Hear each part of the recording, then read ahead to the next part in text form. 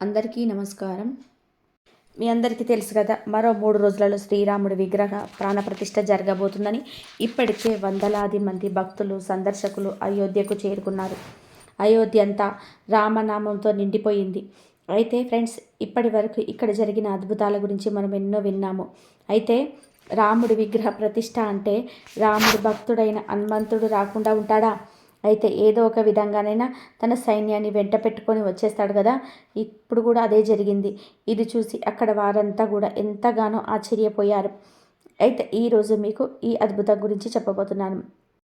వీడియోను చివరి వరకు స్కిప్ చేయకుండా చూడండి. అంతకంటే ముందు మీలో ఎవరైనా మా ఛానల్ని సబ్స్క్రైబ్ చేసుకోకుంటే కనుక వెంటనే సబ్స్క్రైబ్ చేసుకోండి.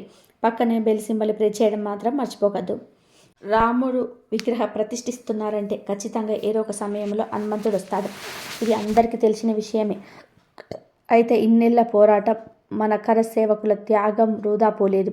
ఇన్నేళ్లకు ఇలా అయోధ్యలో రామ మందిరం రూపుదిద్దుకుంది. జనవరి 22న ఈ దేశంలోని అతిపెద్ద రోజు కాబోతుంది.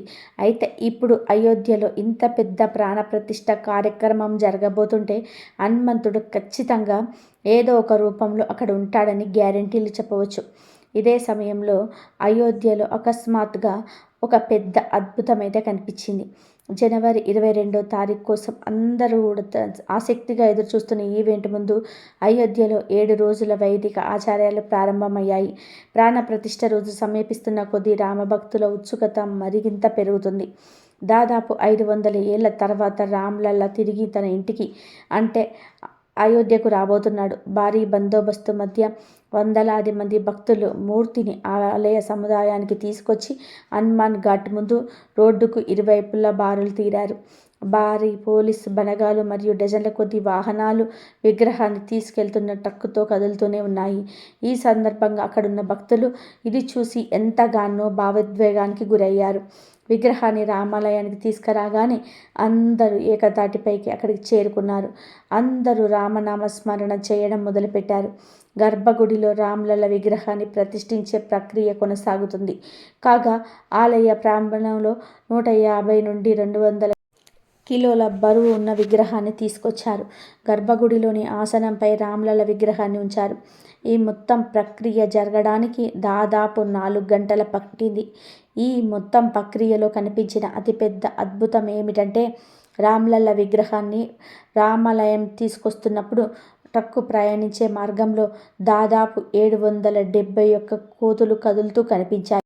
ట్రక్కు ఏ వైపుకు వెళ్తే కోతులు కూడా ఆ వైపు కదులుతూ వచ్చాయి. భక్తులందరూ కూడా ఈ దృశ్యాన్ని తమ కళ్ళతో చూసి ఆ కోతి ఎవరో కాదు, సాక్షాత్తు హనుమంతుడి అవతారంగా చెప్పుకున్నారు. రామ్లల్ల విగ్రహాన్ని ట్రైన్ సహాయంతో మందిర సముదాయంతో తెచ్చగా అక్కడందరూ జై శ్రీరామ్, జై హనుమాన్ నినాదాలు వినిపించాయి. అయితే గమనించదగ్గ విషయం ఏమిటంటే, ఆ సమయంలో కూడా కోతి అక్కడే ఉంది. కూలీలందరి సహాయంతో గర్భగుడిలో లోపల విగ్రహాన్ని ప్రతిష్ఠిస్తున్నప్పుడు ఆ కోతి అక్కడ ఆ శ్రీ హనుమాన్తో ఉన్నట్టుగా రామ్లల్ల విగ్రహాన్ని చూస్తూ ఉంది. రామ్లల్ల విగ్రహాన్ని తొలిసారిగా ఆలయంలో ప్రతిష్ఠించిన తర్వాత కోతి హఠాత్తుగా ఎక్కడికో అదృశ్యమైంది. అయితే ఇప్పుడు మీ మదిలో ఒక ప్రశ్న మెదులుతూ ఉంది. ఈ కొత్త విగ్రహాన్ని రామ మందిరం గర్భగుడిలో ప్రతిష్ఠిస్తే మరి పాత విగ్రహాన్ని ఏం చేస్తారు అని.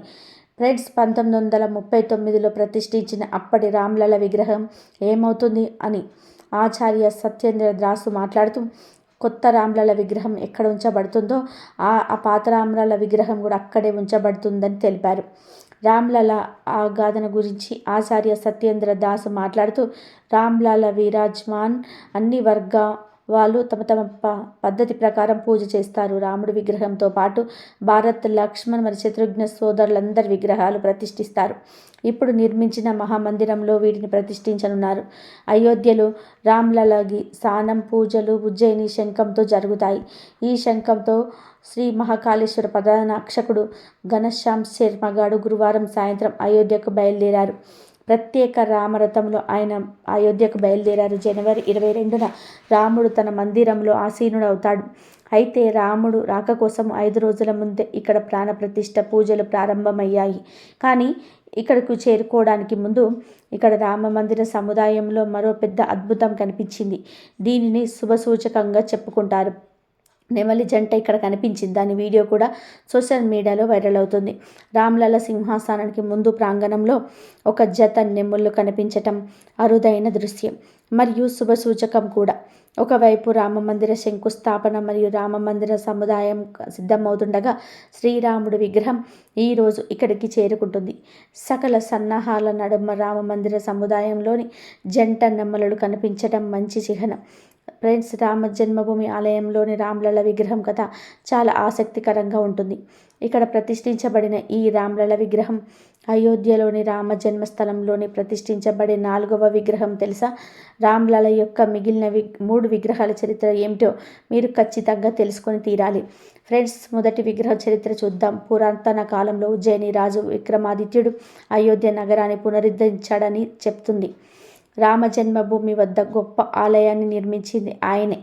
16వ శతాబ్దంలో ప్రారంభంలో మొఘలులు అయోధ్యకు దాడి చేసినప్పుడు అప్పుడు ఆ పురాతన రామ జన్మభూమి ఆలయంలో శ్రీరాముని విగ్రహాన్ని భద్రం చేశారు.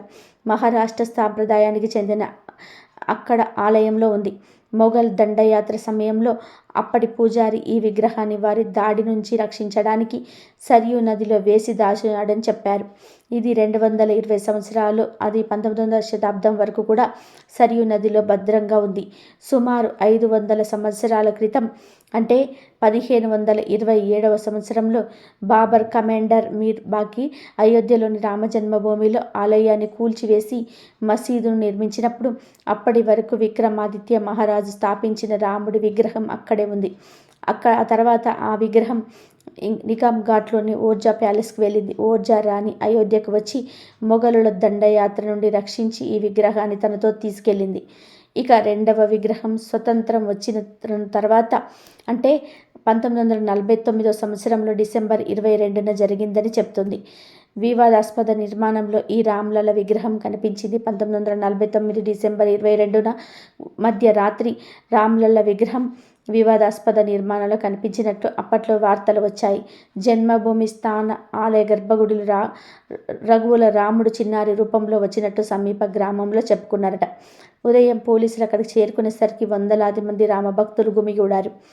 23 డిసెంబర్ 1949న మసీదులో విగ్రహాలను ఉంచినందుకు పోలీసులు వారిపై కేసులు నమోదు చేశారు. దీని ఆధారంగా వివాదాస్పద కట్టడానికి 29 డిసెంబర్ 1949న తాళం వేశారు. జిల్లా జడ్జి ఆదేశాల తర్వాత 1 ఫిబ్రవరి 1986న తిరిగి ఇది తెరవబడింది. ఇక్కడి నుండే రామమందిర ఉద్యమానికి కొత్త శక్తి వచ్చిందని చెప్పవచ్చు. ఇక 3వ విగ్రహం చరిత్ర. బాబ్రీ విధ్వంసం జరిగిన స్వయంగా ఆ ప్రదేశంలో ఉన్న సీనియర్ జర్నలిస్ట్ హేమంత్ శర్మ ఒక పుస్తకం రాశారు. దాని ప్రకారం 6 డిసెంబర్ 1949న అయోధ్యలో గుమికూడిన జనం అకస్మాత్తుగా బాబ్రీ నిర్మాణానికి కూల్చివేయడం మొదలుపెట్టారట. 3 గంటల 75 నిమిషాలకు మొదలైన విధ్వంసకాండ 4 గంటల 40 నిమిషాలకు ముగిసిపోయింది. తర్వాత తాత్కాలిక గుడి కట్టారు. ఇప్పుడు ఎట్టకేలకు అయోధ్యలో రాముడికి గొప్ప ఆలయం సిద్ధంగా ఉంది. ఇక్కడ ఇప్పుడు ఏర్పాటు చేయనున్న రామ్లల విగ్రహం చరిత్రలో 4వ విగ్రహంగా నిలబడింది. ఇందులో రాముడు విల్లు బాణం పట్టుకున్న 5 ఏళ్ల బాలుడిగా కనిపించనున్నాడు. ఈ విగ్రహం 51 అంగుళాల ఎత్తు ఉంటుంది. నేపాల్లోని శాలిగ్రామ్ నుండి, మైసూర్ మరియు రాజస్థాన్ నుండి ఇక్కడి రామ మందిరంలోని ప్రతిష్ఠ కోసం రాళ్లను తీసుకొచ్చారు. వాటితో మొత్తం 3 విగ్రహాలను నిర్మించారు. రామ్లల మొదటి విగ్రహాన్ని గణేష్ భట్ మరియు 2వ సత్యనారాయణ పాండే తయారు చేశారు. 3వ విగ్రహాన్ని అరుణ్ యోగిరాజులు రూపొందించారు. వీటిలో 2 ఖరారు చేసిన విగ్రహాలను ఇక్కడ ప్రతిష్ఠించనున్నారు. దీనికి జల్ లేదా ఉత్సవ్ అని పేరు పెట్టారు. ఆలయ ప్రాంగణంలో ఏర్పాటు చేయనున్న 2వ విగ్రహానికి అచలమూర్తి అని పేరు పెట్టారు. అరుణ్ యోగిరాజ్ చేసిన విగ్రహాన్ని ప్రధాన ఆలయం గర్భగుడిలో ప్రతిష్ఠిస్తున్నారు. ఫ్రెండ్స్, ఈ వీడియో ద్వారా మీకు రామమందిర చరిత్రను తెలుసుకుంటారని మేము ఎంతగానో ఆశిస్తున్నాము. నిజానికి రామమందిరం శంకుస్థాపనను మన కళ్ళతో మనం చూడడం మనం చేసుకున్న అదృష్టం. అయితే ఈ శంకుస్థాపనతో పాటు రామ మందిరం కోసం తమ ప్రాణాలను సంతోషంగా త్యాగం చేసిన ఆ కరసేవకుల ఆత్మకు శాంతి ఇప్పటికీ కలగబోతుంది. మీరు కూడా వెళ్ళి రాముని దర్శనం చేసుకుంటారని ఆశిస్తున్నాము. ఫ్రెండ్స్, మీకేమైనా సందేహాలు కనుక సూచనలు కానీ ఉంటే కింద కామెంట్ బాక్స్లో చెప్పండి. అందరికీ ధన్యవాదాలు వీడియో మొత్తం చూసినందుకు.